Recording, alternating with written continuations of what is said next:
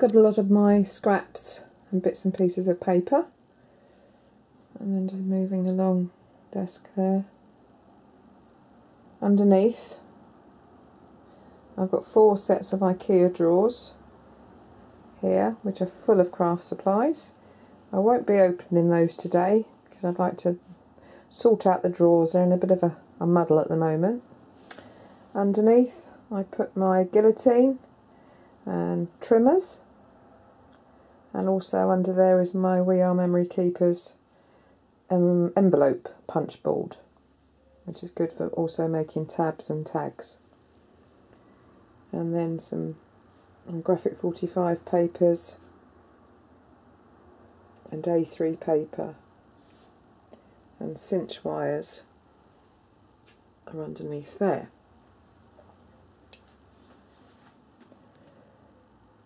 So then we get to my main workspace, which is here in the corner. So you can see just how small the area is because we got to the end of that wall. So here are some of my finished projects, which some I've already shared with you on YouTube. And there's a mixed media journal that I made using mixed media, and stencils and textured pastes and spritzers. So at some point I'd like to do a tutorial for one of those to show you as well. And then there's just some, I like to have my desk have some nice pretty things on it. So they were just 3 little plaques. They were like stone plaques that I picked up from a craft fair. I thought they were quite pretty, so I just put them on some little mini easels that I had at home in my stash. A couple of heart paperweights, which were presents from my children. And again the Venetian mask. When my eldest son went to Italy, he brought me a lovely Venetian mask back. And you can also see a plaque that says Kathy's Craft Room, established 2007. That's not actually this craft room, it was when I was actually in the dining room. My daughter-in-law bought me that. So that was when I actually first had craft space. And then you can see my Pro Markers pens and glass cutting mat that I like to have with me, and all my glues and pens and scissors that I use the most often. And then panning up,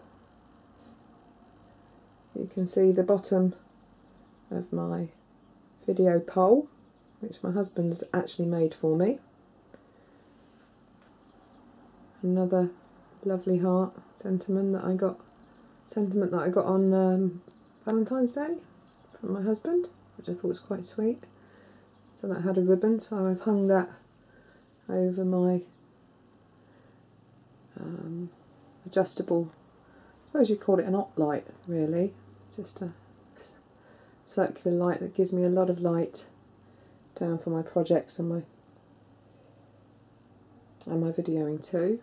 And that is actually screwed into the ceiling for me, which was lovely. So it adjusts quite well up and down, so I can have it as high or low as I want.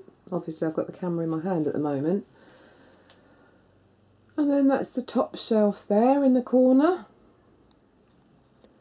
And you can see I've got some cupcake boxes for when I do cake fairs and take some of my cupcakes to sell.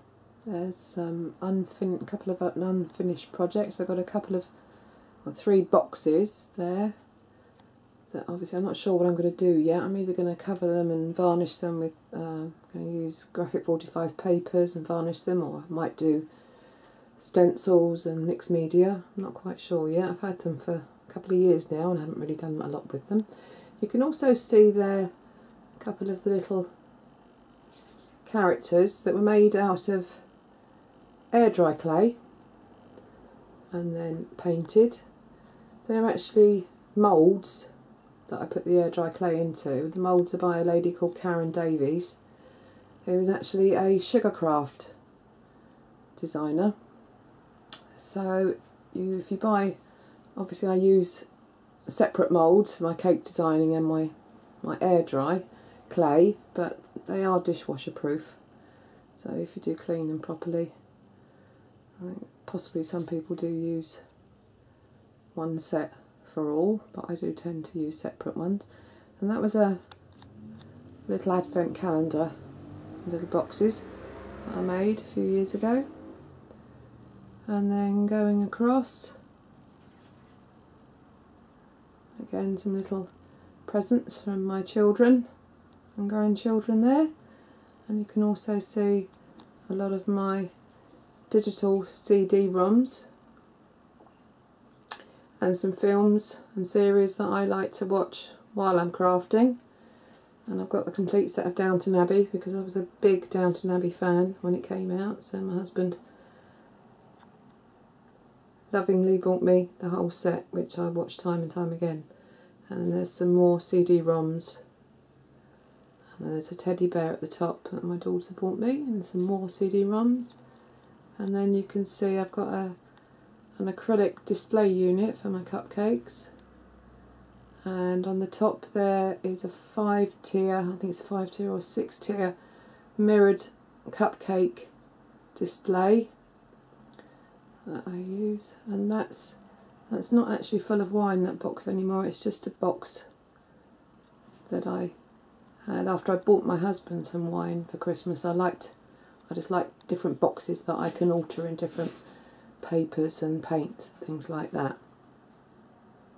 Then going down, that's my power source, and you can see my heater. And I have another unit just behind the chair there. Just going to move the chair out of the way.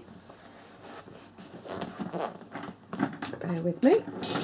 Oops. There goes one of my display units. I might as well show you those.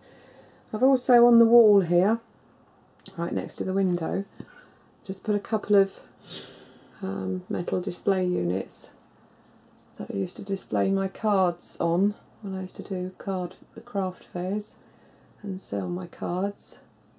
So I've just hung them on the wall, just on a little butterfly